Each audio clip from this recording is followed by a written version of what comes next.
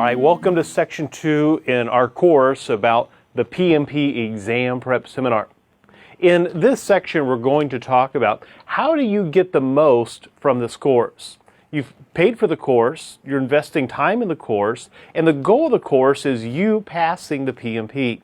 So we might as well create a strategy about how can you get the most out of this course. No one wants to take a class and then get nothing from it. You need to see some return on investment. So I'm going to show you how I've designed the course to help you get the most from this course. Our first goal is you passing the PMP, and I know that you can do it, that you can pass the PMP.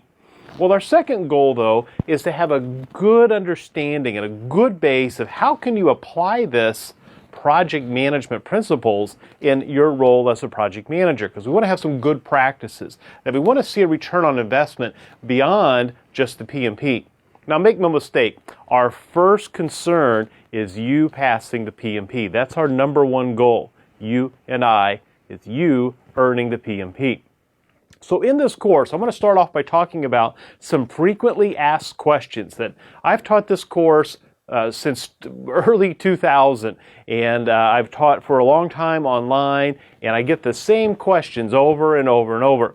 And many of these questions are answered throughout the course, but I think they're important, and I just want to set the answers for those up front so you know what's coming, and you may have some of these questions rattling around inside your head right now. So we're going to talk about FAQs.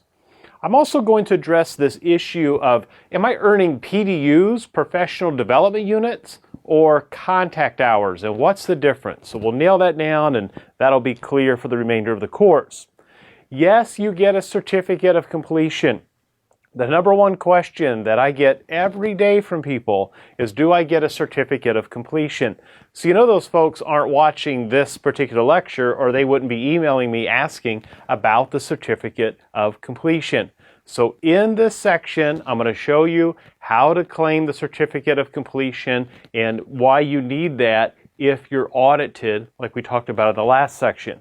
So certificate of completion we'll talk about. We're also going to look at creating a study strategy. Now, you want a strategy in a project, well, you need a strategy as you study. So you're studying to pass the exam. That's our number one goal here.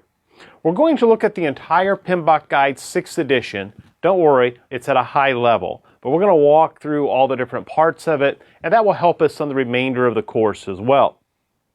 I do have some resources throughout this course, so I'm going to show you how to download those resources and how to navigate the interface to download those so you can utilize those resources. And then you'll have an assignment where I'm going to give you some resources to download so you can test it out. And then I'll talk about maintaining your PMP, that once you pass the exam, and you will pass the exam, you want to keep a positive mindset. I'm going to talk about after the exam, well, what do you do now that you're a PMP? How do you maintain that? And then I've got a new type of lecture that I'm going to share with you in this course, that it's called the PMP Coach. And I'm going to give you some real straightforward, frank advice to keep you going towards earning your PMP. All right, a lot of information to talk about in this section, so let's hop in right now and talk about how can you get the most from this course.